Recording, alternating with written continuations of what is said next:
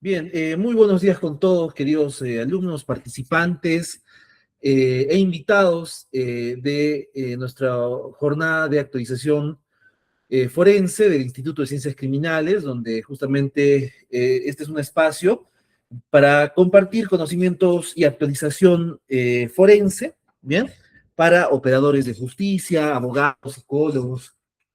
Justamente en esta sesión particular hemos invitado a la doctora Ana María Altamirano, que es la abogada, bueno, ha sido la abogada de la parte de la víctima de este caso, de Marixa Polet Alfaro, que nos va a instruir dentro de unos minutos el área eh, jurídica, ¿bien? Entonces, vamos a iniciar primero con una introducción desde la psicología forense para poder entender de mejor manera este caso. ¿Vean? El caso de Marixa Polet Alfaro Serna no puede ser leído únicamente como un hecho de tránsito ni como una noticia más de impacto social. Su gravedad exige una mirada más profunda, una mirada que la psicología forense, el derecho penal, la victimología y la reflexión ética sobre la responsabilidad humana cuando una decisión imprudente termina destruyendo una vida. Cuando una persona conduce bajo los efectos del alcohol y como consecuencia de esa conducta se produce la muerte de otra persona, la pregunta no puede quedarse en lo superficial, ¿no? ¿Fue un accidente? La pregunta verdaderamente importante es más incómoda y profunda. ¿Qué ocurrió antes del impacto para que una persona llegara a colocarse al volante en condiciones de riesgo? Desde la psicología forense, este caso permite analizar una cadena de decisiones que no empieza en el momento del atropello, empieza antes, en el consumo de alcohol, en la falsa confianza, en la minimización del peligro, en la creencia de que no va a pasar nada malo, en la pérdida del juicio crítico y en la decisión también de conducir pese a que la vida de terceros podría estar expuesta. Por eso, este análisis no busca realizar un diagnóstico clínico de Marixa Poled Alfaro Serna, ¿no? Ni de afirmar rasgos de personalidad sin evaluación directa. Sería incorrecto decir que una persona es de determinada manera solo a partir de un caso público. Lo que sí corresponde hacer de manera seria y académica es examinar el perfil psicológico conductual que digamos, que suele estar presente en hechos de conducta bajo efectos del alcohol con resultado fatal. En otras palabras, no se trata de estudiar la mente de una persona específica, como si pudiéramos conocerla desde afuera, ¿no? Sino de estudiar la lógica psicológica de una conducta imprudente. El caso de Marixa Polet Alfaro Serna permite discutir una cuestión central. Una persona puede no haber tenido la intención directa de matar, pero aún así pudo haber tomado decisiones que hicieron previsible y evitable un resultado mortal. Por esto, la ausencia de interacción directa no elimina la responsabilidad. La imprudencia grave también puede convertirse en una forma severa de daño social y penal. Aquí aparece el núcleo psicológico jurídico del caso. O sea, no basta decir, no quiso matar, ¿no? No quise matar. La pregunta es, ¿por qué decidí actuar de una manera en la que matar a alguien era una posibilidad real? Entonces, en casos como este, el análisis psicológico forense suele identificar una serie de procesos que ayudan a comprender la conducta riesgosa, no como diagnóstico individual, sino como patrón conductual. Exceso de confianza, por ejemplo, ¿no? La persona cree que aún puede manejar, que controla el vehículo, que conserva reflejos suficientes, el reflejo será corto. El peligro también de minimizar el riesgo, ¿no? Porque el peligro se reduce mentalmente, la conducta se justifica con ideas como, no estoy tan mal, manejaré despacio, ya lo he hecho antes, no va a pasar nada. También está el juicio crítico disminuido, porque el alcohol altera la capacidad de evaluar consecuencias, calcular riesgos, tomar decisiones prudentes. La desinhibición, porque la persona se atreve a hacer algo que en estado sobrio quizás habría cuestionado o evitado. Y la impulsividad también situacional, o sea, no necesariamente se trata de una personalidad impulsiva, permanente, sino de una decisión inmediata, probablemente evaluada y tomada en un contexto de alteración.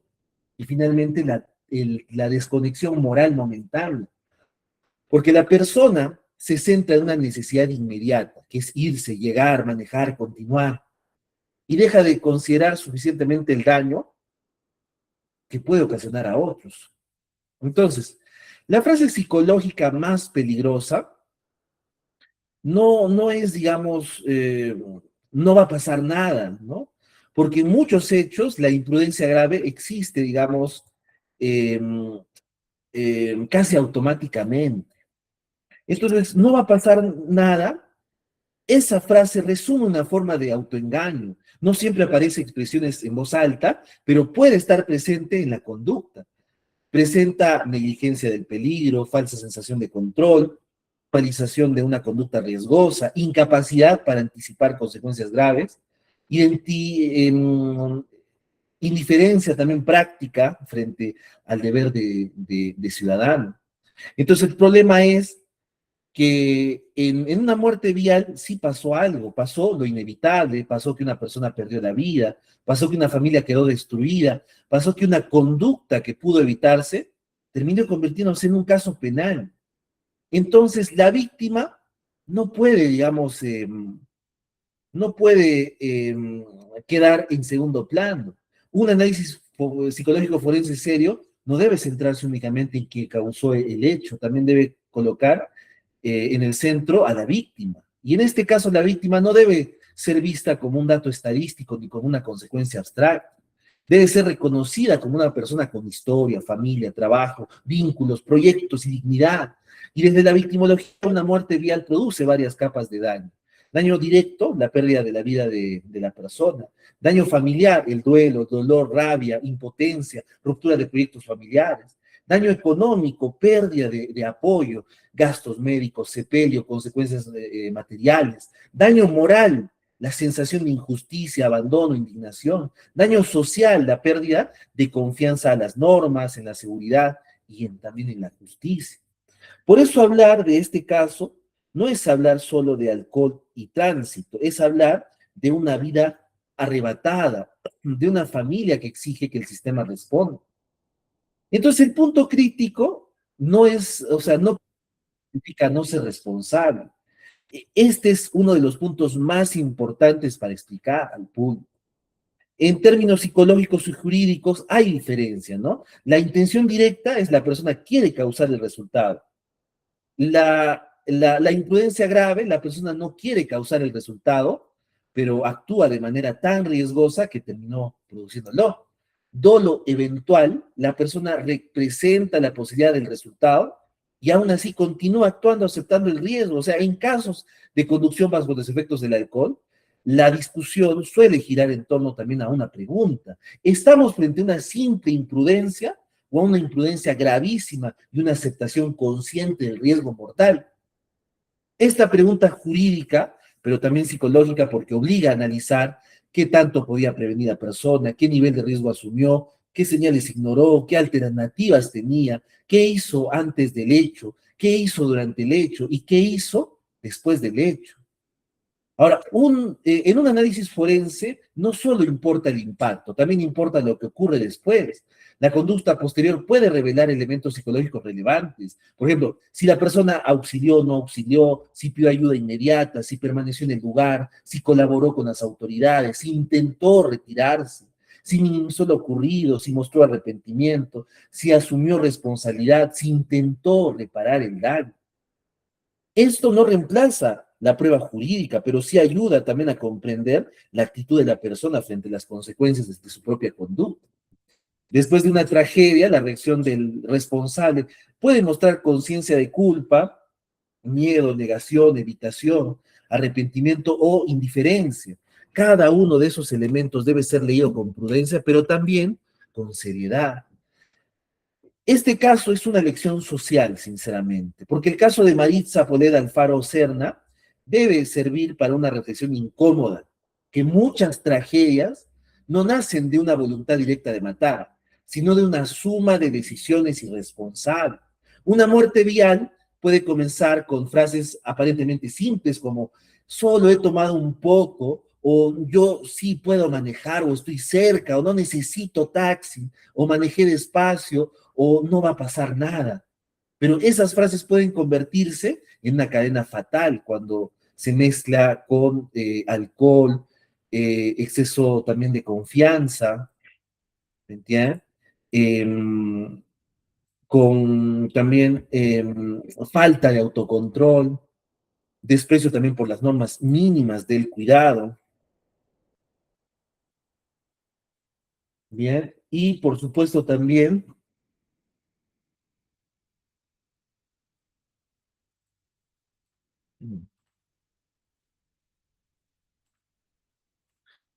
¿bien? Y un desprecio hacia las normas mínimas, como les decía. Entonces, la psicología forense permite entender esa cadena. El derecho penal permite responder a sus consecuencias, ¿no? Lo que en unos minutos nos va a explicar la doctora Ana María Altamirano. ¿Bien? También la victimología nos recuerda que detrás de cada expediente hay una vida totalmente perdida. Este análisis, por ende, esta ponencia trata eh, digamos, parte de este caso, ¿no? Del caso de María Poleda Alfaro Serna, para estudiar una problemática mayor. La conducción bajo efectos del alcohol como conducta de alto riesgo, la muerte vial como consecuencia evitable, la responsabilidad penal como respuesta del Estado y el lugar también de la víctima en la búsqueda de la justicia. No se trata de convertir una ponencia en un juicio moral, ni de diagnosticar a una persona sin evaluación. Se trata de comprender críticamente cómo una decisión individual puede producir un daño irreversible. Porque en casos como este, la pregunta final no es solo qué pasó. La pregunta más profunda es qué tuvo que fallar en la conciencia del riesgo, en el autocontrol y en la responsabilidad personal para que la persona decidiera conducir en condiciones capaces de destruir la vida de otra persona. Ahí empieza el verdadero análisis psicológico forense. Y ahí también empieza la reflexión jurídica sobre la culpa, sobre la reparación de la justicia. ¿Ya?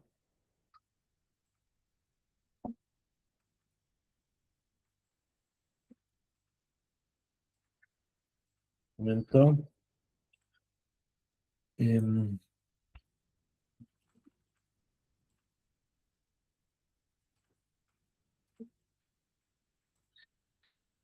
bien, y con todas estas palabras, eh, quiero concluir diciendo que cuando analizamos una muerte vial producida en este contexto de alcohol, imprudencia y conducción riesgosa, no podemos quedarnos únicamente en el impacto, ¿ya? Noticia o en la indignación momentánea. El verdadero análisis comienza cuando entendemos que detrás de un hecho fatal existe una cadena de decisiones, beber, minimizar el riesgo, confiar el exceso, conducir, ignorar el deber de cuidado y exponer la vida de otros, como si el peligro no fuera real. Entonces, desde la psicología forense, este tipo de casos no obliga, ¿no? A mirar una pregunta demasiado incómoda. Bien, justamente, ¿qué ocurre en la mente de esa persona, ¿no? Que decide conducir pese a estar en condiciones que pueden poner en riesgo la vida de una persona? La respuesta no debe buscarse en etiquetas simples ni en diagnósticos apresurados. No se trata de afirmar sin evaluación directa que una persona tiene mal o tal trastorno. O sea, se trata de comprender que existen procesos psicológicos que pueden facilitar una conducta gravemente imprudente. La falsa sensación de control, la minimización del riesgo, la desinhibición de la conducta por el alcohol, la pérdida del juicio crítico, también la impulsividad situacional, la desconexión momentánea frente al daño posible y también la peligrosa idea de que no va a pasar nada. Pero cuando el resultado es la muerte de una persona, esa frase pierde toda inocencia, porque sí pasó algo, ¿no? Ha finalizado la muerte de una persona. Y por eso este análisis y esta ponencia no se puede quedar solamente en la psicología de la conducta. Debe avanzar hacia también el derecho, ¿ya? Porque ese análisis no puede quedarse en la psicología, porque la psicología nos ayuda a comprender cómo se construye la conducta riesgosa, pero el derecho debe responder una pregunta distinta, ¿no? ¿Qué responsabilidad corresponde cuando una decisión imprudente termina causando una muerte? Y aquí aparece un puente entre la psicología y la justicia penal, porque no basta decir no quiso matar. La pregunta jurídica y forense más profunda es, ¿pudo prever que su conducta podía matar? Y si pudo preverlo, y si el riesgo era evidente, si la conducta era evitable, y si el resultado fue fatal, entonces el sistema de justicia tiene la obligación de responder con seriedad, proporcionalidad y respeto por la vida. Y en este sentido, el caso de Maritza Poleda Alfaro permite abrir una reflexión mayor sobre la conducta bajo efectos del alcohol. La responsabilidad individual, la muerte vial y la respuesta del sistema penal frente a hechos que la sociedad ya no puede seguir tratando como simples accidentes, porque una muerte vial no es solamente un expediente, no es solamente una noticia, no es solamente una estadística, es una vida perdida, es una familia afectada. Y en una sociedad que debe preguntarse cuando, digamos, cuántas tragedias más deben ocurrir para entender qué conductas, qué conducir bajo los efectos del alcohol no es un error menor, sino una conducta de altísimo riesgo que puede destruir vidas. Y precisamente para comprender cómo el derecho penal analiza estos hechos, cómo se determina la responsabilidad que diferencia existe también entre homicidio culposo y otras formas de imputación, y qué rol cumple la reparación civil y qué respuesta debe dar el sistema de justicia. Vamos a dar pase ahora al análisis jurídico. Para ello nos acompaña la doctora Ana María Altamirano, ¿bien? Que justamente, un momento, acá, quien desarrollará una lectura penal y jurídica del caso, abordando los elementos de responsabilidad, la calificación del delito, la actuación del sistema de justicia, los derechos de las víctimas, ¿bien? Entonces, doctora Ana María, ¿está presente? Buenos días, doctor. Buenos días con todos. Por aquí estamos. Correcto. Doctora, ¿ya puede presentar de repente sus diapositivas, si es que tiene? Sí, muy bien. Muchas gracias. Bueno, buenos días con todos. Buenos días, Ah, doctora. Buenos días. Primero quiero agradecer su presencia de todos ustedes a este espacio académico y al doctor también tan reconocido, Pablo Castillo Mendizábal, por acompañarnos, invitarme a este análisis interdisciplinario en este caso, ¿no? Entonces, hoy no vamos a hablar mucho o únicamente, digamos, de normas penales, sino que vamos a hablar también de personas, decisiones, riesgo, conducta humana y sobre todo las consecuencias irreversibles que se producen posterior a esa decisión para realizar una conducta determinada. Cuando ocurre una muerte vial, en este caso asociada al alcohol, que nosotros llamamos muchas veces de manera ligera o deportiva, cometí una imprudencia, manejé en estado de alcohol, pero había tomado solamente un vasito, ¿no? Muchas veces decimos así en la rutina del día a día. Sin embargo, acá aparece una gran pregunta para todos nosotros. ¿Estamos realmente exponiendo a la sociedad o a personas individuales a consecuencias irreversibles? ¿Estamos nosotros representándonos como un peligro para la sociedad, pudiendo generar no solamente homicidios culposos, como lo que se ha dado a este caso que el doctor ha expuesto de manera ya antelada, o sino un homicidio doloso, como lo voy a explicar en un momento? Entonces, cuando analizamos ya el contexto en sí, la conducta previa, en este caso la percepción, el riesgo y la toma de decisiones en ese momento del sujeto agente, que es quien desarrolla la conducta, bueno, entonces las respuestas dejan de ser tan simples como es que nosotros a nivel nacional hemos podido apreciar en este caso en particular, ¿no? Este caso, como bien ha señalado el doctor, ha marcado pues a un país entero, ha generado un impacto social absolutamente relevante y trascendente, que me parece a mí que debemos extraer un mensaje bastante claro, que ya lo vamos a señalar al final también. Marcó también a muchas familias, ha generado un debate social tremendamente amplio y nos obliga también a volvernos a preguntar algo muy fundamental. ¿Hasta dónde debe llegar la imprudencia? ¿Y en qué momento nosotros comenzamos a ingresar a terrenos más cercanos ya al dolo eventual? Me parece a mí acá hay eh, participantes de psicología, tal vez también por ahí algunos abogados, y el dolo eventual, como bien conocen los abogados, también los psicólogos, los licenciados en psicología, tiene un matiz de intencionalidad, como ya lo vamos a explicar también en un ratito brevemente, ¿no? Así que bueno, asistentes de esta audiencia, los invito pues a escuchar este análisis desde dos perspectivas, ¿no? La jurídica, en mi caso, por mi parte, y la psicológica forense, que es a cargo del doctor Paolo, porque entender la conducta humana no solamente desde el contexto psicológico o psíquico, sino también es entenderla desde el derecho penal. Muy bien, ahora sí con esta introducción voy a compartir unos materiales para que puedan ustedes apreciar de manera un poco más directa. A ver, un momentito, por favor. Para solamente decirles que quien habla estuvo a cargo del caso del señor Juan Martínez, el vigilante, en las primeras horas de suscitado el hecho, ¿correcto? Como ustedes bien han leído seguramente o han escuchado las noticias, el caso se produjo 9:00 de la noche, ¿no es cierto? El señor entraba a su turno 7:00 de la noche. Entonces, el caso se produce 9:00 y a quien habla le comunican a aproximadamente 11:00 de la noche, ¿no? Fuimos con la persona que me solicitó, en este caso, porque también yo vivo a 2 cuadras del evento delictivo, muy cerca, entonces nos conducimos al hospital a ver al señor atópico de emergencia, pudimos ver in situ cuál era el estado, en este caso, del agraviado, ¿verdad?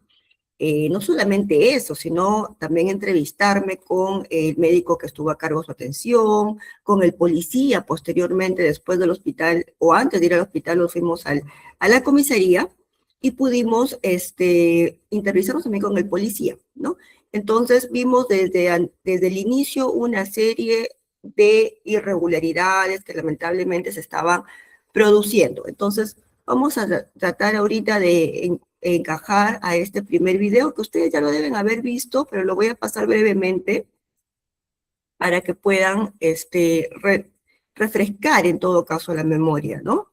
Y identificar cuáles son aquí los elementos que a nosotros nos están llevando a esta labor académica, ¿sí? A ver, acá estamos entonces, ahorita vamos a compartir. Un momentito. Acá estamos. Muy bien. A ver, me avisan, por favor, si pueden visualizar la imagen. Sí se visualiza. Listo, muchísimas gracias. Ok, acá estamos, ¿no? Entonces vamos a refrescar un poquito el hecho para luego de ello continuar con el desarrollo y posteriormente también sus preguntas, ¿sí? A ver, un momentito.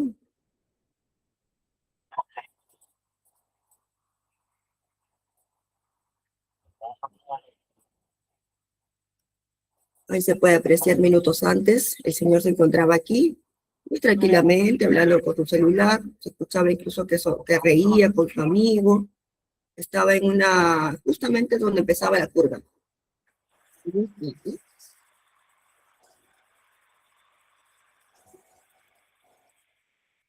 Sí. Es impactante, en realidad, hay personas sensibles que no pueden seguir viendo el video, pero entiendo yo que aquí estamos hablando de especialistas, y bueno, pueden apreciarlo con el profesionalismo que todos ya hemos adquirido a esta etapa, ¿no? Miren, acá se ve el vehículo totalmente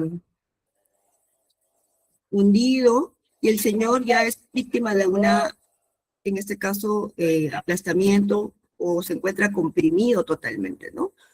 Aquí se aparecen las primeras, digamos, individuos que se acercan a verificar qué fue lo que pasó. Miren ustedes, algo muy importante, por favor aprecien el vehículo. Se baja aquí la conductora asesina de este hecho. Simplemente lo mira 2 segundos, ¿correcto? Y se vuelve a retirar. El señor había estado diciendo previamente socorro, socorro. Correcto, ¿no? El señor ya no podía moverse en realidad. Él tenía pues una destrucción interna de sus órganos vitales, ¿no? Hablando justamente el día de ayer a ver, un médico legista que estuvo a cargo del caso, el jefe de medicina legal acá de Trujillo también, me explicaba sobre una figura, bueno, dentro de sus términos de ello, novedosa para mí, porque están queriendo introducir en un protocolo, y lo menciono para sus investigaciones respectivas también, sobre el nivel de sobrevivencia, no supervivencia, sino sobrevivencia en este caso, ¿no? Que muy bien el operador de justicia, en este caso el representante del Ministerio Público, podría haber advertido que en este caso en particular estaba por debajo del 10% del nivel de sobrevivencia, me explicaba, y que ello permite pues al encargado de la investigación, tanto policía, fiscal en este caso, porque son ya, digamos, factores que van a ser incluidos en estas modificaciones que se van a proponer a nivel de medicina legal, para poder determinar cuánto tiempo de vida le quedaría, en este caso, a la víctima, ¿no? Entonces, fíjense ustedes que con este video, bueno, me imagino yo hay muchas dudas, muchas consultas, que luego me las van a ir trasladando con todo gusto para poder absolver. Esta parte que yo menciono del médico legista es importante, ¿por qué? Porque parece que el fiscal, en este caso quien habla, ha sido también fiscal 12 años, 11 años en La Libertad, 1 año en Cajamarca, y hemos visto estos casos de manera muy continua, y la labor que se hace de manera, digamos, concreta, objetiva para este tipo de episodios es una sola, ¿no? Si bien es cierto, el fiscal es, digamos, independiente en sus criterios, es autónomo en sus decisiones, sin embargo, es una sola porque se va generando jurisprudencia. Entonces, para este tipo de casos, habían 3 delitos. Lamentablemente, como ya ustedes se han enterado a nivel nacional, a sujeto agente, en este caso a la asesina del vigilante, solamente la han condenado por un solo delito, ¿verdad? Entonces, vamos a ver un segundo y último video, por favor, para que puedan apreciar la segunda parte de gran relevancia de este caso. A ver, un momentito, por favor.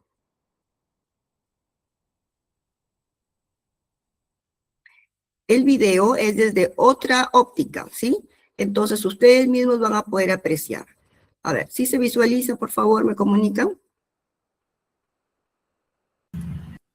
Sí, sí se visualiza. Ya, muchas gracias.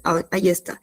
¿No? Entonces, es otro enfoque, ¿correcto? De otra casa, otra cámara. El señor vigilante se encontraba acá, el señor Juan Martínez, y esta es la curva por donde se aparece el vehículo, y ahí está. Listo. Lamentablemente, por acá sale volando el celular del señor, porque él había estado en su celular, los parachoques del vehículo. Y miren ustedes, la persona, en este caso la asesina, en ningún momento apaga las luces, ni siquiera se estaciona, da la vuelta a la curva, ¿no? Porque le acaba de voltear ella, y miren lo que va a pasar. Aparece una primera moto, que es una persona bastante impactada, se queda impresionado, no sabe mucho cómo actuar. Acá el señor ya estaba inmovilizado totalmente. Esta es la copiloto del vehículo, que es la que me parece a mí que está mucho más alarmada que realmente la que ocasiona el accidente, ¿no? No sabía qué hacer ella. Y miren, en ningún momento ella apaga las luces del vehículo, ¿correcto? Es decir, el vehículo seguía en marcha. Para las reglas viales, las reglas de tránsito, este vehículo nunca se estaciona, nunca apaga el motor.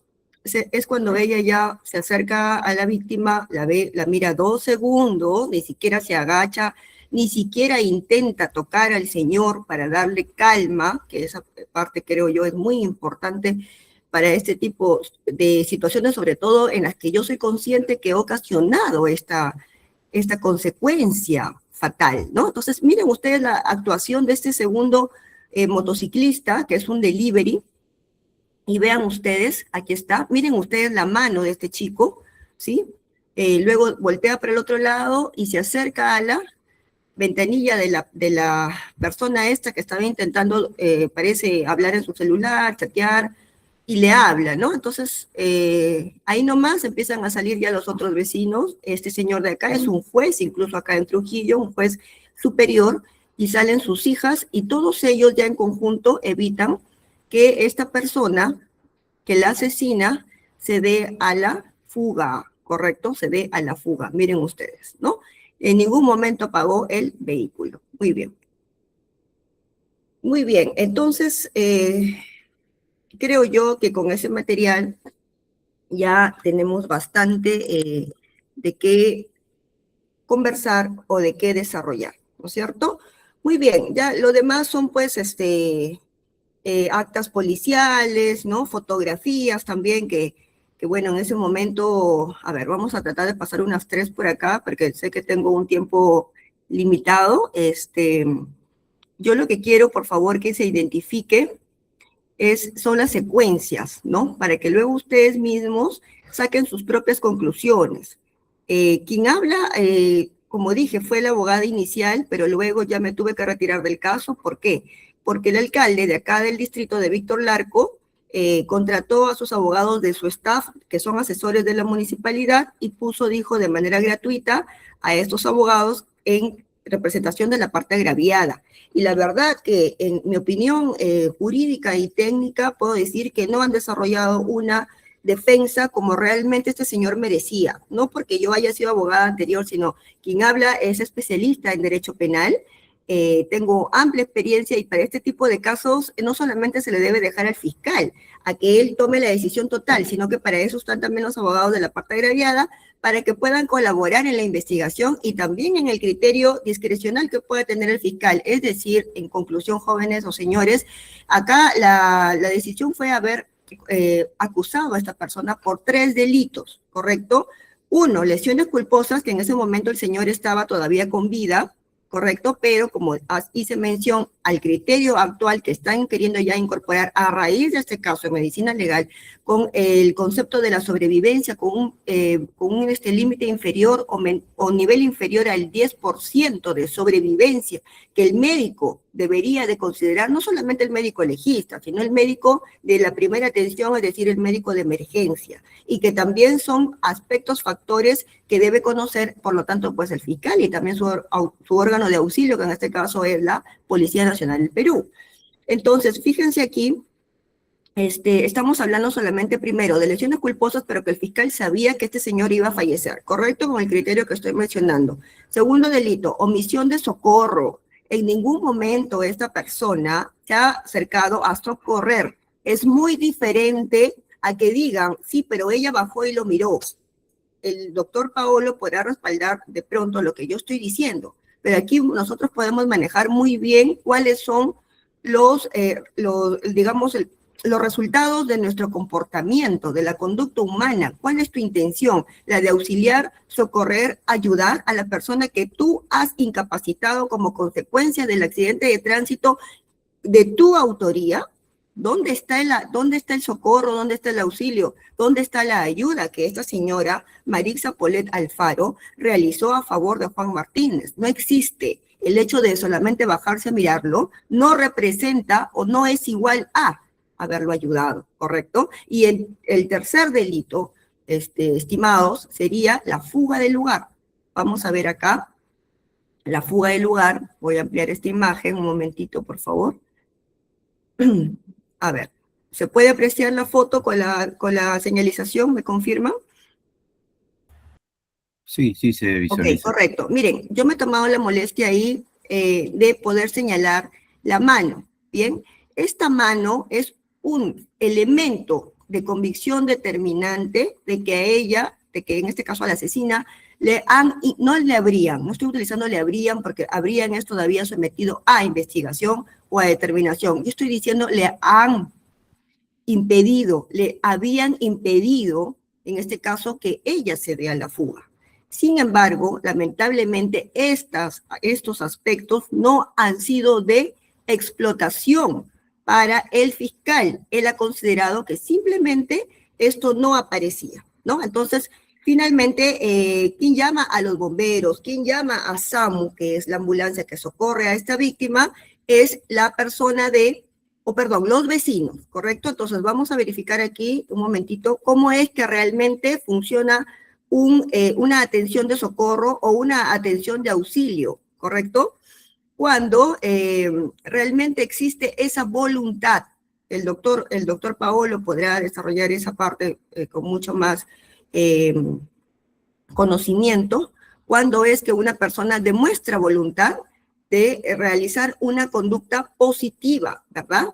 Una conducta, sobre todo si yo me encontraba en la obligación de socorrer a esta persona, la obligación de socorrer. Miren ahí, ¿no? Entonces estamos hablando de que el señor Juan Martínez fue auxiliado por ¿quiénes? Por los bomberos que están aquí. Y aquí hay una tercera persona, también de rojo, que es una médico, ¿correcto? Que es una médico vecina, que ella, en conjunto con otra odontóloga, porque yo estaba cerca de los hechos, y la odontóloga es con quien fui yo a la comisaría a ver las diligencias iniciales, me informó de que ellas le habían hecho torniquetes en una de sus piernas, porque el señor se encontraba desangrándose, ¿no? Inclusive cogieron el polo de un niño transeúnte que pasaba por ahí, el niño se sacó el polo. Esa es una, digamos, conducta positiva de ayuda, ¿bien? Entonces, en mi opinión jurídica, yo lo veo de manera limitada, no soy psicóloga, ¿correcto? Pero las intenciones se demuestran con actos. Eso lo sabemos, bueno, creo yo por sentido común. El niño se saca el polo, le entrega a estos médicos que estaban en ese momento atendiendo, tratando de socorrer, darle calma, consolando, para poder hacer que ese señor se sienta de alguna manera acompañado. Y bueno, le hicieron el torniquete como estoy indicando, y ya los bomberos lo estaban en ese momento colocando a la camilla en tablillas para poder, porque no lo pueden tocar, porque puede ser peor. Ustedes, bueno, conocemos muy bien esa parte de cuáles son los protocolos para atención inmediata de, en este caso, un paciente en tal situación de gravedad. Muy bien.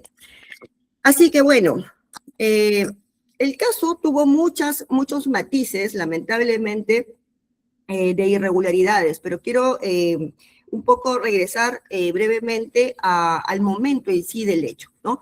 La conducta, como ya dije, podría empezar diciendo, ok, fue una imprudencia, fue una irresponsabilidad, había tomado unos cuantos tragos, la conducta humana, en este caso, en la que se encontraba desarrollando la sujeto agente Marixa Polet Alfaro.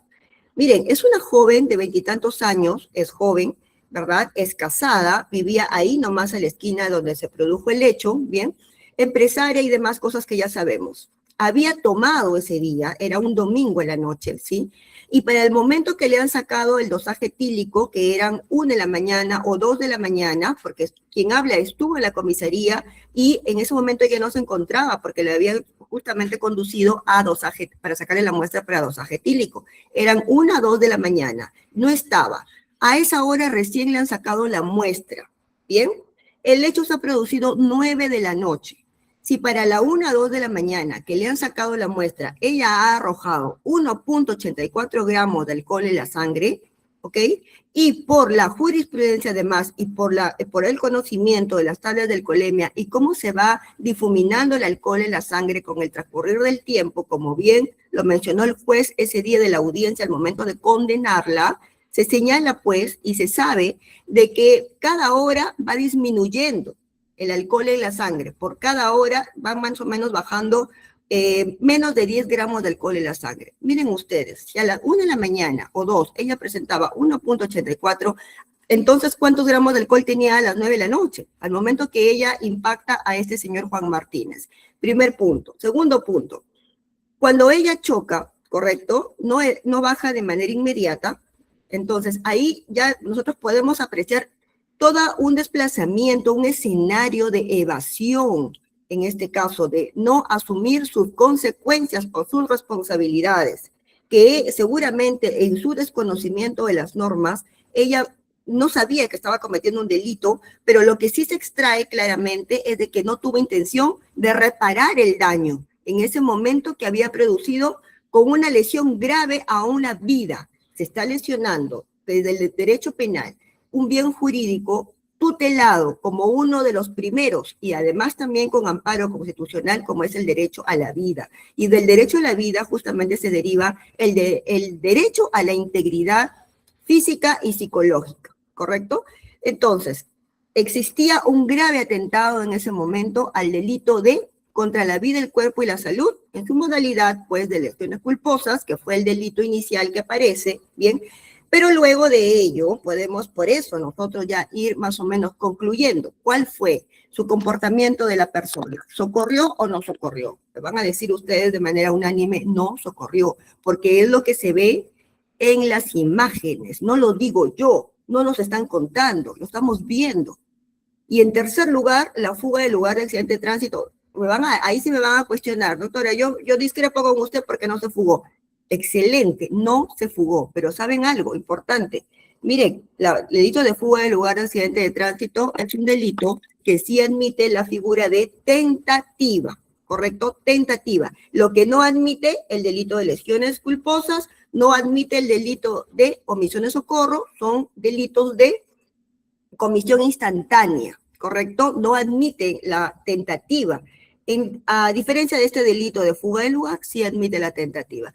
La tentativa desde el ámbito penal jurídico podemos decir que es cuando la persona quiere cometer un delito, o perdón, está por cometer un delito, ¿correcto? Porque hay todo un intercriminis, porque eso sí comprende tanto delitos culposos como delitos dolosos, ¿correcto? Entonces, si yo giro para adelante, para finalizar con una consecuencia, pero por algún motivo yo no puedo culminar o consumar ese delito, ahí aparece la tentativa, ¿no? Y debe haber pues todo un desarrollo interno absoluto desde la psicología, ¿no? Porque hay muchos delitos que no se consuman por voluntad ajena, inclusive del sujeto agente, y hay otros delitos que sí se frustran en su comisión por voluntad de la gente. En este caso, por ejemplo, fuga del lugar de accidente de tránsito es un delito doloso. Ella tuvo intención de fugarse, pero por intervención del delivery, que hemos visto claramente la mano cómo es que le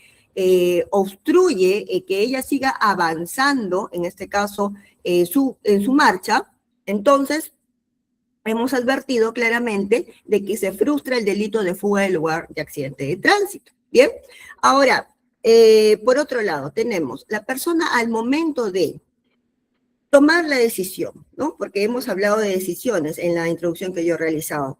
Al momento de que, sabiendo que estoy conduciendo un vehículo, ¿verdad? Un vehículo motorizado, dice la norma penal, cualquier vehículo motorizado. Hasta puede ser un tractor, puede ser un ómnibus, puede ser una cuatrimoto, cualquier vehículo motorizado, no solamente carro o motos.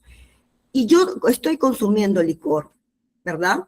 Entonces, el sujeto agente, para sacar una licencia de conducir, ya sea de vehículo o ya sea de moto o el vehículo que fuera, tiene conocimiento porque se entiende que ha llevado una preparación previa para obtener esa licencia. Y claramente ellos conocen o conocemos todos, quien habla también conduce, de que no podemos subir a un vehículo si hemos ingerido alcohol.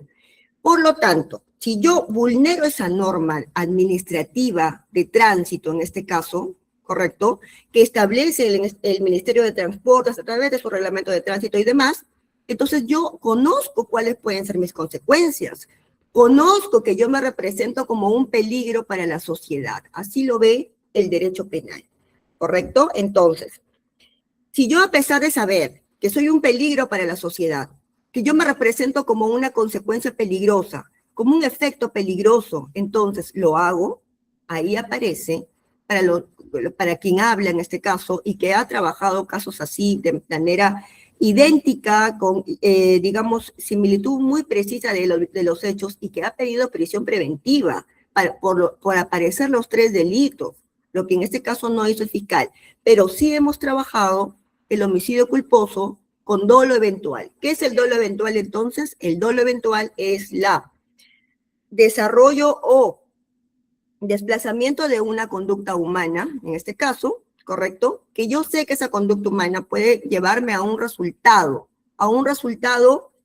que vulnera un bien jurídico y sin embargo no la evito, pudiendo yo evitarla, ¿correcto? Entonces ya salimos de la figura de culposidad y nos trasladamos al contexto o al escenario de la intencionalidad.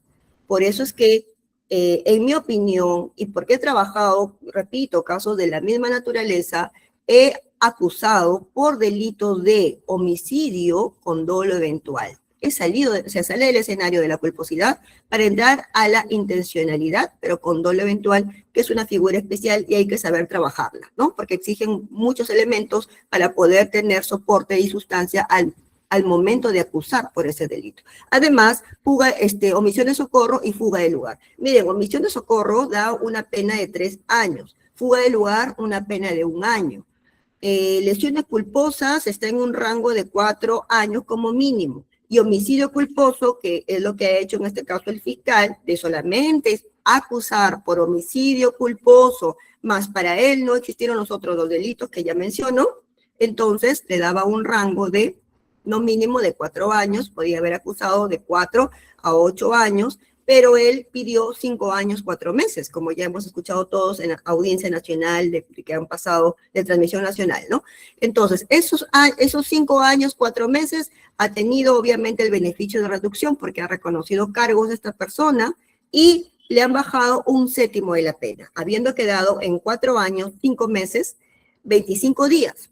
Y que en este caso el juez a cargo, el doctor Sánchez, pagador de Trujillo, un juez muy probo, dicho sea de paso, ha optado por dar la pena en carácter efectivo y es por ese motivo que esta persona actualmente se encuentra en el penal. El Milagro en Pabellón Mujeres. Entonces, fíjense ustedes, dirán, pero ¿por qué tan poca la pena? ¿No? Porque la mayoría siguen descontento a nivel nacional, es muy poco, le han debido dar 15 años, 20 años, correcto, 15 años, 20 años, pero si es que nos hubiéramos ido por el homicidio con dolo eventual, lo que no, en este caso, apareció en la mente de este fiscal, lamentablemente, que ya todos conocemos, y que no tengo reparo en mencionarlo, debido a que inclusive he hecho publicaciones, he hecho mis apreciaciones públicas, porque quien habla tiene conocimiento de la causa, que se ha podido trabajar de otra manera, y sin embargo no se ha hecho, lamentablemente. ¿Por qué? Esa es la gran pregunta. ¿Por qué no se hizo? Pero sinceramente hasta ahora yo carezco de la información suficiente que me pueda convencer la razón por la cual no se actuó de otra manera. Lo que sí se vio en audiencia es de que el fiscal señaló y dijo, bueno, estamos acusando por homicidio culposo, pero pongo, señor juez, a su criterio que corra traslado a las partes para ver si se encuentran de acuerdo. Fíjense ustedes, los conocedores, en este caso de la materia, sabemos que en ese momento ya no se puede revertir, ya estaban en juicio, ya no se puede hacer nada. Cuando ha podido modificar los delitos ha sido hasta el control de acusación. En diligencias previas se tiene que haber determinado qué delitos había. Y esa labor también es el del abogado de la parte agraviada, quien, si ve que el fiscal está siendo muy restrictivo, entonces yo solicito que se amplíe, en este caso, las calificaciones jurídicas. Pero lamentablemente el abogado, perdón, de la parte agraviada, ¿qué hizo? Dio conformidad inclusive el proceso inmediato. Me parece por aquí que tenemos también abogados. Muy bien, muchas gracias. Ahorita vamos a conversar lo que nos están poniendo en el chat.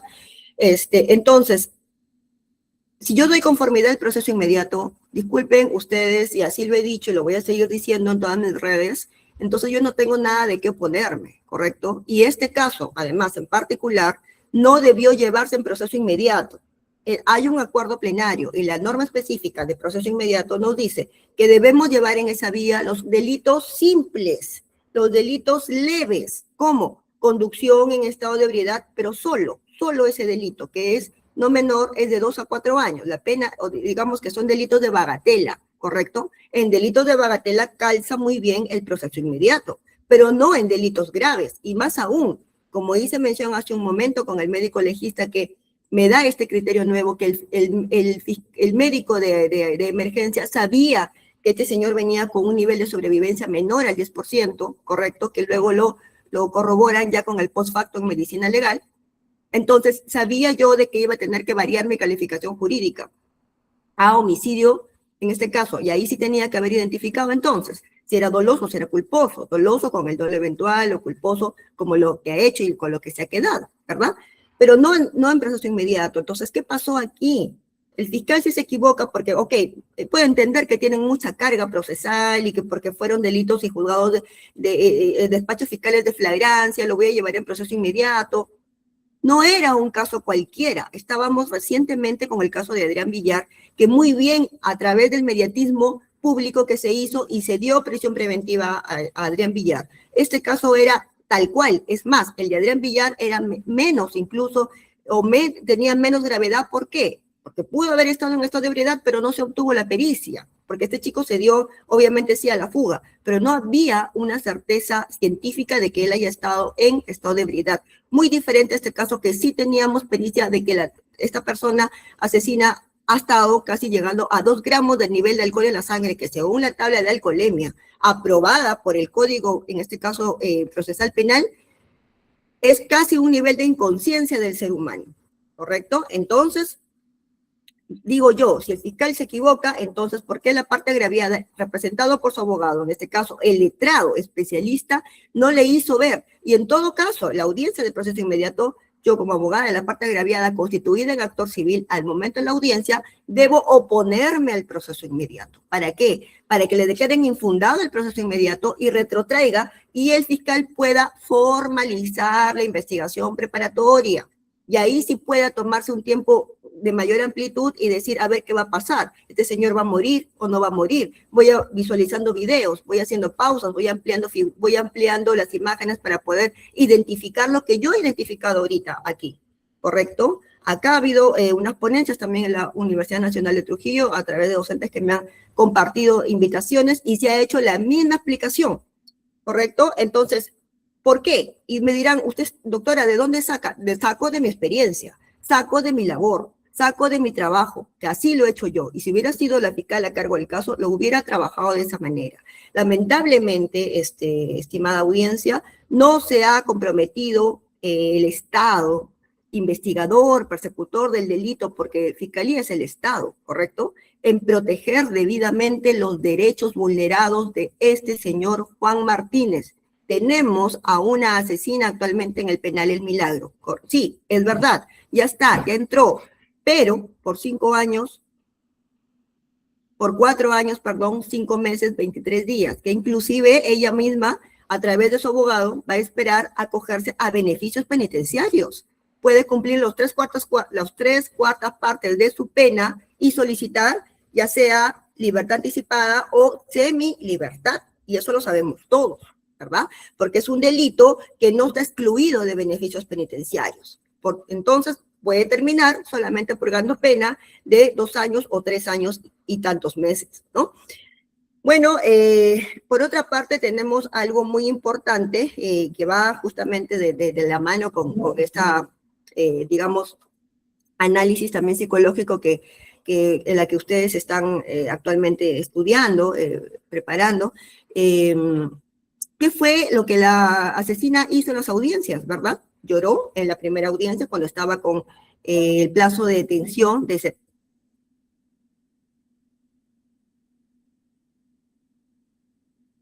Sí, un momentito.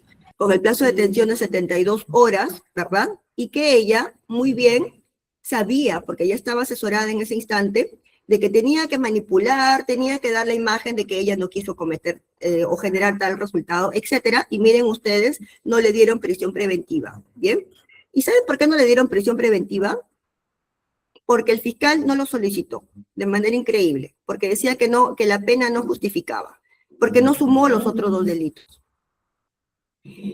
Posterior ya a su juicio, al juicio donde ella se desarrolla, también vuelve a hacer el mismo mecanismo, ¿verdad?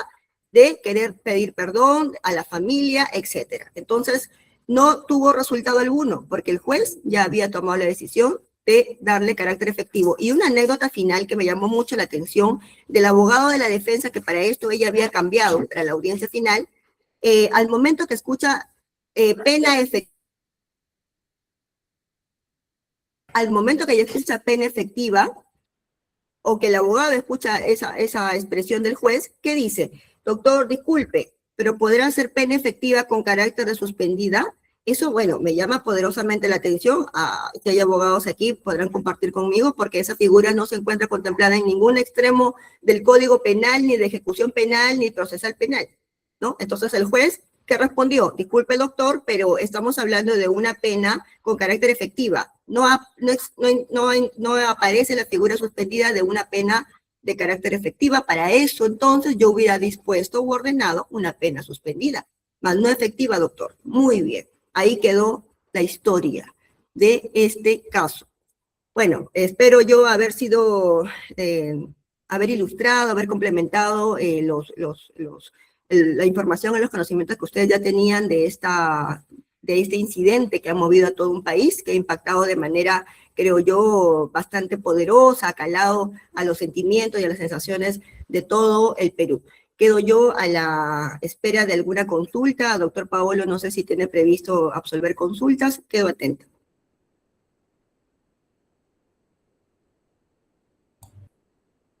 Bueno, si hay alguna pregunta de repente de alguno de los participantes, puede hacer su pregunta por la entrada de chat o directamente levantando la mano, ¿no? Para darle el uso de la palabra. Chicos, preguntas, dudas. Sí, buenos Eh, días.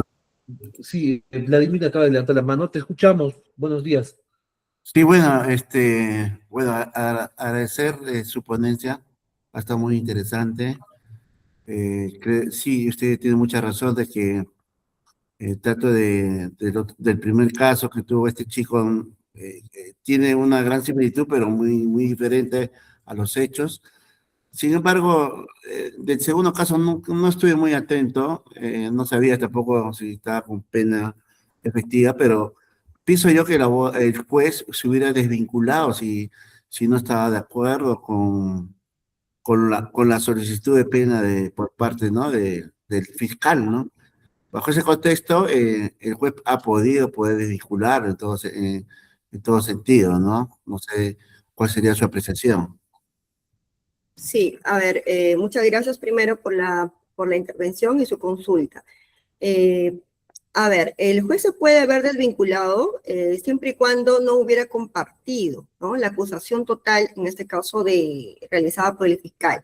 Sin embargo, sí compartía, porque la sentencia que se escucha, podemos nosotros apreciar claramente de que dice la calificación jurídica realizada por el Ministerio Público se encuentra conforme a ley. Eso significa entonces de que él sí se encontraba o sí compartía, en este caso, que él había configurado el delito de homicidio culposo. Pero fíjense algo acá muy importante. Cuando el Ministerio Público sustenta la calificación de un delito, tiene pues que esbozar y describir de manera muy prolija cuáles son sus elementos de convicción y cuáles son en todo caso los elementos probatorios con los que se va a ir a juicio, a defender esa teoría con ese delito. Bien, en este caso, el fiscal solamente se preocupó por demostrar y defender su teoría de homicidio culposo. Porque ustedes podrán apreciar en las audiencias, el fiscal tiene un comportamiento, un despliegue de conducta muy calmado, ¿no? Muy calmado, muy como que él ya cumplió con lo que hizo y lo está dejando todo, en este caso, al órgano jurisdiccional, ¿no? Entonces, hay diversos comportamientos, en todo caso, de fiscales y fiscales, que cuando queremos ir, y lo digo porque también se ha realizado de esa forma, es nuestra labor, a querer convencer a un juez, porque recuerden que el Ministerio Público es parte del proceso, es parte procesal, ¿bien? El fiscal no decide, a quien tiene que convencer es al juez, pero yo voy con todos mis instrumentos de guerra para poder convencer al juez de que aparece tal y tal delito, lo que en este caso pues no pasó, y solamente se preocupó, repito, por demostrar homicidio culposo y que para el juez en este caso se encontraba de acuerdo a ley. En ese sentido no habría existido, ¿no? Alguna, digamos, espacio para que el doctor haya decidido desvincularse. Estimado Vladimir, gracias por su intervención. Gracias, doctora. Bien, ahora también levantó la mano el doctor Iván Rafael. Bien, te damos el uso de la palabra, doctor Iván. Buenos días con todo. Doctora, muy buenos días. Una consulta. En la ponencia se indicaba de que el nivel de dosaje de la asesina en este caso fue un nivel de inconsciencia, ¿no? O sea, que no tenía conciencia de lo que realmente ha podido estar haciendo. Entonces, las conductas frente a eso, el hecho de no acudirlo adecuadamente, la situación de querer escaparse o todas esas circunstancias, creo que tendrían que ser lógicas, viendo de que obviamente esta persona está totalmente inconsciente, ya sea por el consumo de alcohol. Entonces, el estar, no sé, de repente observando o juzgando o de repente denunciando estas circunstancias de estas conductas que son muy, muy lógicas, ¿no? Es como decir a una persona que tiene, no sé, eh, sufre de alguna enfermedad, se le esté observando por las conductas propias de la enfermedad, ¿no? Entonces, me imagino que esto se tendría que hacer un pequeño análisis. De repente la asesina esta ha podido tener, no sé, problemas incluso de adicciones, que no sé si estas consecuencias, estas acciones solamente son las consecuencias de su anterior proceder, ¿no? Entonces, a ese punto más o menos iba en saber y distinguir realmente cuál es la culpabilidad y cuál sería una mejor atención e intervención, incluso hablando desde el punto de vista de salud mental. Gracias. Bien, sí, muchas gracias también por la intervención, doctor Rafael Jauja, ¿no? Muy bien, miren que, fíjense ustedes que la determinación o demostración de una enfermedad mental previa, en este caso que puede ser psiquiátrica, porque el derecho penal solamente admite la acreditación de una enfermedad mental psiquiátrica, ¿correcto? Es decir, con conclusión de trastorno esquizoide o esquizofrenia debidamente acreditada, ¿no? Solamente cuando aparecen esas conclusiones médicas expedidas por un psiquiatra oficial, no solamente el particular que la víctima pueda presentar, sino por el perito oficial del Ministerio Público que acredite que en efecto esa persona padece de esa enfermedad, es que se puede recién a partir de ahí tener en cuenta, ¿sí? Si es que esa persona es, como dice acá estimado interviniente, tiene responsabilidad restringida o no, por tener la condición de, que ustedes deben haber escuchado este término, de inimputable. Bien, inimputable. ¿Cuándo un sujeto es inimputable? Cuando no puede tener conciencia de sus acciones, pero no es fácil solamente decirlo, sino que debe estar debidamente acreditado de manera previa. Ok, eso es por un lado, porque el hecho de ser esquizofrénico, tener trastorno esquizoide, sí lo puede convertir, sí lo podría convertir en una persona inimputable que no merece una condena penal, ¿correcto? Sino que merece una medida en este caso, medida especial de tratamiento, dentro de un proceso especial que contempla el derecho procesal penal como proceso especial para tratar a estos, digamos, sujetos agentes, autores de diversos delitos que padecen de trastornos esquizoides. Bien, entonces no se los manda al penal, no se los debería mandar al penal, sino a un centro hospitalario psiquiátrico a cumplir su pena de internamiento. Es un proceso especial que se realiza, ¿correcto? Pero lamentablemente aquí en Perú, el doctor Paolo me podrá validar lo que yo estoy señalando, no existe un centro psiquiátrico como tal que pueda recibir a internos que cometan delitos y que puedan ser tratados de acuerdo a lo que la ley establece. Es más, ni siquiera centros psiquiátricos hay propiamente. Acá en La Libertad, por ejemplo, ni siquiera existe. En Lima no existen, a nivel nacional no existe, ¿no? Entonces, eso es por un lado del perfil psiquiátrico. Por otro lado, lo que menciona es usted las adicciones. De repente ha sido adicta al alcohol, etcétera. Pero acá hay un aspecto también de mucha relevancia. El derecho penal no considera al adicto como inimputable, ¿correcto? Según el artículo 20 del Código, en este caso penal, establece cuáles son los sujetos que estarían dentro de la inimputabilidad. Y el adicto no es inimputable. El adicto es un incapaz relativo, ¿correcto? De acuerdo a este proceso penal especial de medidas de seguridad que estoy mencionando para este tipo de personas, el adicto representa a una responsabilidad relativa, ¿correcto? Que hay que determinar, a diferencia del esquizofrénico, que sí sería un incapaz absoluto, ¿bien?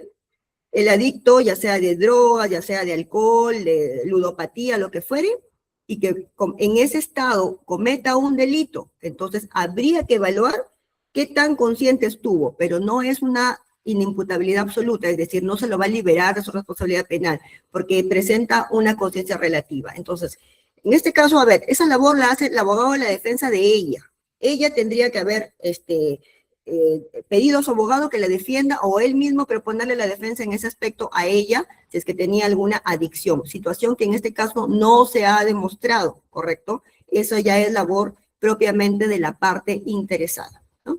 Espero haber respondido a su pregunta, doctor Rafael Jauja. Muchas gracias, doctor.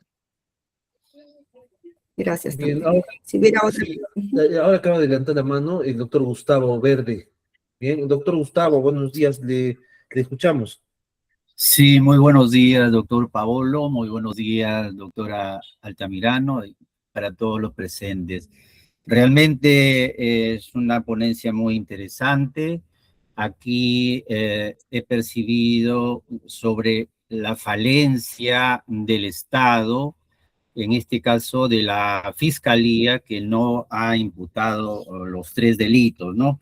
Bueno, pues ya el caso ha sido sentenciado, hay una pena, pero mi preocupación posiblemente para unos casos más posteriores o como aleccionadores, sabemos de que la vida no tiene precio, pero tal vez podemos ir hacia un análisis posiblemente que haya algún heredero que no ha estado constituido en el proceso y este heredero vaya a intervenir en la vía civil para poder solicitar el resarcimiento económico de la víctima, ¿no? No sé qué opinión nos tiene usted, doctora Ana Altamirano. Muchísimas gracias, muy gentil. A usted, doctor Gustavo Verde, muchísimas gracias por su pregunta y muy amable por sus comentarios. Gracias. Bueno, en cuanto a la vía civil que puedan activar de pronto los herederos, han habido en la audiencia 2 abogados de la parte civil, es decir, han habido 2 partes que se han constituido en actor civil. Primero la esposa y ha habido otro abogado que representaba a 2 de sus hijos. Así que ya ha habido una imposición que el juez ha resuelto con 323.000 soles y un poco más, me parece, de reparación civil, que es prácticamente menos de la mitad de lo que habían ellos solicitado, ¿no? Porque la esposa mencionó al abogado una suma de 700.000 y pico soles, en tanto los hijos también una suma de 500.000 y pico soles, ¿no? Pero el juez ha señalado de que no se encontraba debidamente acreditado el daño moral, el daño emergente, el lucro cesante en cada uno de los constituidos en acto civil, por tanto ha impuesto 323.000 y pico soles. Eso ya limitaría porque si ya solicitan en la vía penal la reparación civil, que no es más que la indemnización en realidad, porque es el extremo civil de la sentencia. La sentencia tiene 2 partes. Uno, la imposición de la pena, en este caso como consecuencia del delito, y lo otro es la reparación civil, que los 2 forman parte de una pena principal, ¿no? Entonces, ya estarían ellos, digamos, con el derecho declarado para hacer ese cobro por las consecuencias del delito, estimado doctor Gustavo Verde. Sin embargo, queda habilitada la vía, de todas maneras, para que ellos puedan impulsar si hubiera por ahí otro heredero, como bien ha señalado, que no ha sido constituido en actor civil y que podría ser, de todas maneras, tenido en cuenta para que el juzgado civil, en todo caso, pueda aplicar el criterio que él considere conveniente, ¿no? Gracias, doctor. Gracias Bueno. también, doctora. ¿Alguien más que... Bien, alguien más que quiera preguntar? Por favor, aprovechemos que... Una última preguntita nada más para terminar. Bien, gracias.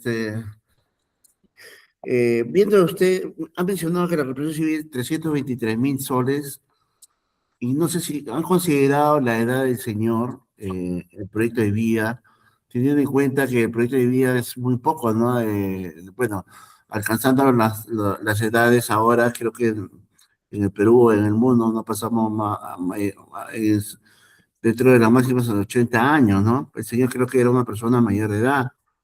Y teniendo en cuenta eso, me parece bien que el juez haya visto por conveniente esa suma, porque en muchos accidentes casi similares, las reparaciones penales, perdón, son muy bajas. O sea, haciendo un test de ponderación, o cómo el fiscal hace ese test de ponderación. Hay una escala, hay un parámetro, doctora, para fijar los montos, ¿no? Claro, hay que también tener en cuenta, y hay que tener también una suerte quién comete el accidente, ¿no? O sea, en la parte del agresor, o en este caso del investigado, ¿no? Porque, bueno, hay personas que a veces no tienen solvencia económica. En este caso sí, esta señorita ha tenido una buena solvencia económica. Me imagino que por eso que el juez ha ponderado ese test para poder aplicar. Pero en lo sucesivo, para terminar, a veces las reparaciones civiles en temas penales es muy baja. A veces hasta no superan ni los de 30.000 soles. No sé qué me puede decir eso, si existe un parámetro en ese contexto. Sí, en efecto, el Ministerio Público tiene tendencia a, digamos, solicitar las reparaciones civiles o los montos de reparación civil de manera bastante ínfima, ¿correcto? Si eso lo sabemos, debido a que existe como un cierto alineamiento, ¿no? De no pedir sumas muy elevadas, y más bien se deja espacio o se le deja al abogado del actor civil, en este caso porque debe estar constituido un actor civil para solicitar lo propio, a que haga el sustento de su monto correspondiente, ¿no? Entonces, de esa manera se estila. Sin embargo, he visto algunos fiscales y quien habla también en algunas ocasiones, por ejemplo, por violación sexual, por asesinatos, ¿no? Sí hemos solicitado sumas considerables a pesar de que no ha habido constitución de actor civil. Yo creo que es criterio en todo caso también del fiscal que puede determinar cuánto es un monto de reparación civil acorde al daño ocasionado con la comisión de ese delito, ¿no? Ahora, a la pregunta de que si existe algún esquema para desarrollar, sí, existen esquemas sobre todo para los delitos de accidentes de tránsito, justamente, ¿no? Donde se debe determinar, porque son digamos, muertes improvisadas, muertes espontáneas, y que muchas veces, pues, rompen vidas de un segundo a otro. Entonces se tiene que tener en cuenta el daño moral, el daño emergente y el lucro cesante, y también el proyecto de vida, justamente, ¿no? Como usted menciona, este señor Juan ya tenía pues una edad de la tercera edad. Si se tiene en cuenta también, porque ya no existe mucho proyecto de vida en ese caso en específico, y también seguramente ha sido un factor que ha tenido en cuenta el juez, ¿no? Pero en este caso sí lo ha solicitado el abogado de la parte civil. Obviamente, mire, por práctica siempre se pide mucho más porque sabemos que el juez no va a aprobar en su totalidad, ¿no? No hay juez que diga, sí, están pidiendo 700 y yo le apruebo 700, ¿no? Entonces, siempre se estila solicitar una suma bastante elevada porque sabemos que no va a ser aprobada y vamos a por lo menos alcanzar la mitad de esa cantidad solicitada. El Ministerio Público, como repito, tiene esa tendencia de no solicitar montos tan elevados y da pase más bien al abogado del actor civil para que pueda desarrollar lo propio. Bien, espero haber respondido. Muchas gracias. Gracias, doctora.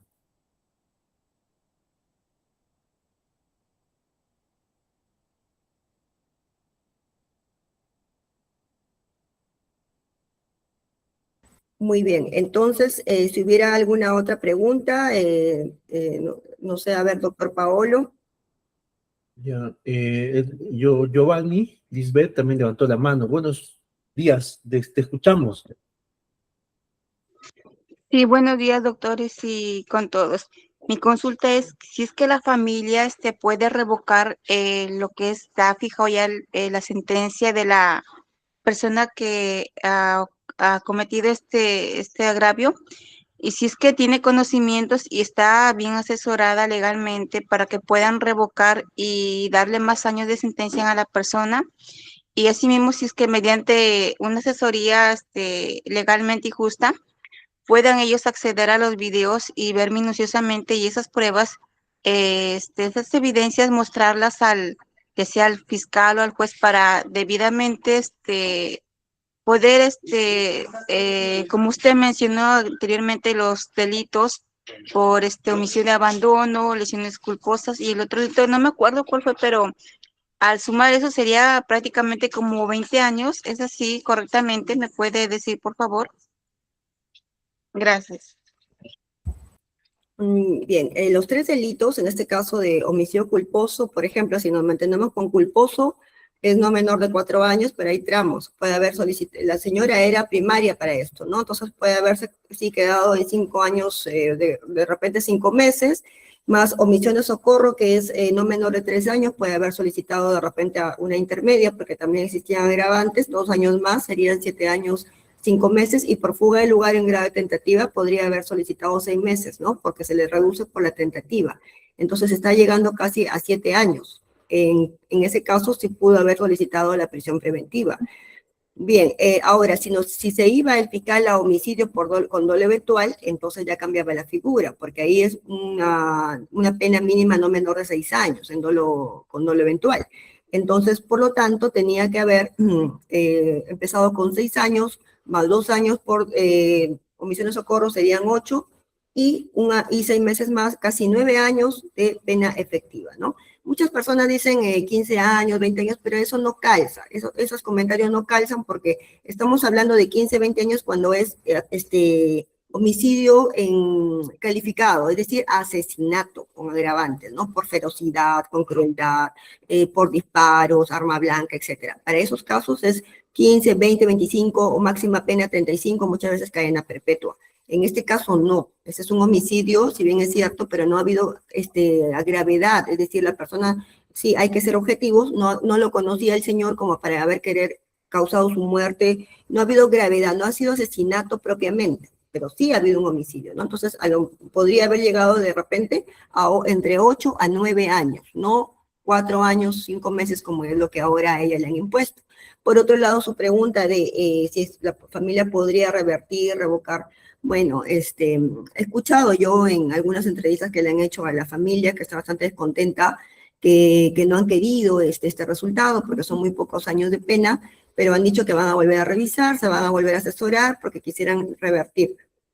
Bueno, en este caso existe sí esa posibilidad, pero ya de manera muy limitada, ¿no? Podría de repente hacerse una revisión de sentencia, pero ya muy limitada, ¿no? Porque el proceso inmediato ha sido aprobado por el abogado del señor, la parte agraviada, aprobaron proceso inmediato. Y el momento de la sentencia que el juez ha dictado, efectiva inclusive, también ha dado su conformidad el abogado. Lamentablemente también ha dado su conformidad. Entonces, ¿qué significa ello? Que si tú estás dando conformidad, luego, ¿cómo te puedes retractar? La norma penal o el derecho penal no es un juguete, ¿no? Entonces, al haber dado conformidad ya existiría limitación en esa parte. Lo que podrían hacer es cambiar de abogado y de repente solicitar una revisión de sentencia, pero por la experiencia y, bueno, el conocimiento del día a día, de manera muy restrictiva, ¿no? Así estamos lamentablemente. Gracias por la pregunta.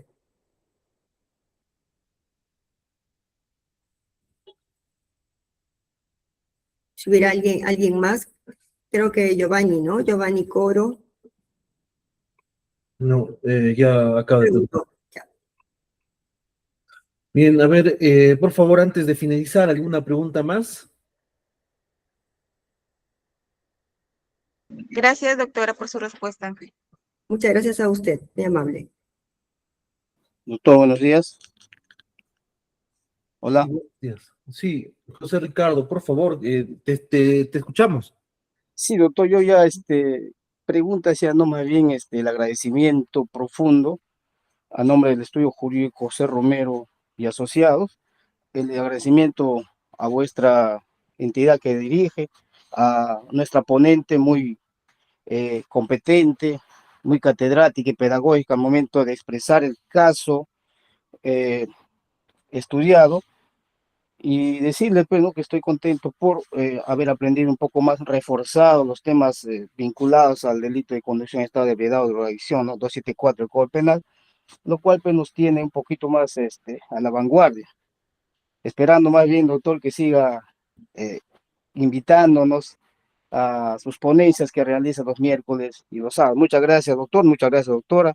Muchas gracias a todos los que han participado en esta plataforma. Gracias. Muchas gracias, doctor Romero, por sus palabras. Veo que usted es colega y, bueno, agradecida por su opinión y comentarios. humildemente vamos a seguir colaborando respecto a este caso que ha sido muy mediático. Y algo muy importante, chiquito, nomás antes de terminar, sobre lo que señalaba el doctor, y muchas personas también me preguntan, doctores, ¿por qué no apareció el delito de conducción en estado de ebriedad, no es cierto? ¿Por qué no aparece ahí dentro de ese caso?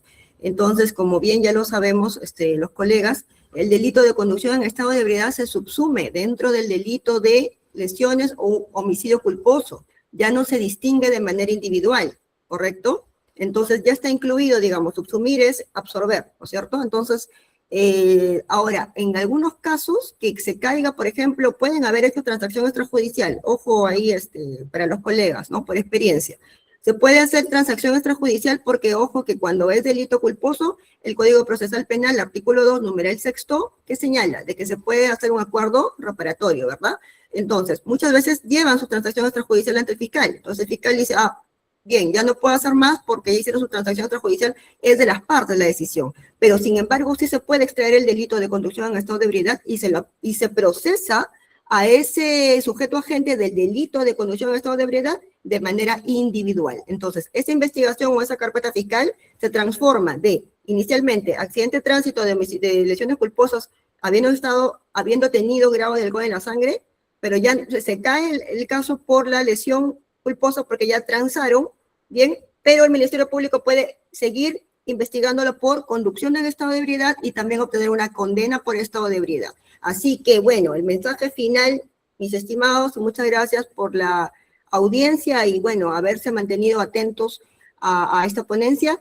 Decirles simplemente, ya como una despedida, tengamos mucho cuidado en cada movimiento que nosotros realicemos dentro de nuestro comportamiento humano, ¿correcto? Porque vemos las consecuencias en el día a día y muchas veces pensamos, a mí no me va a pasar, a mí no me va a parar la policía, o si me para la policía, y estamos dentro de un sistema de corrupción lamentablemente que no se elimina, yo le doy su propina a la policía y me deja ir.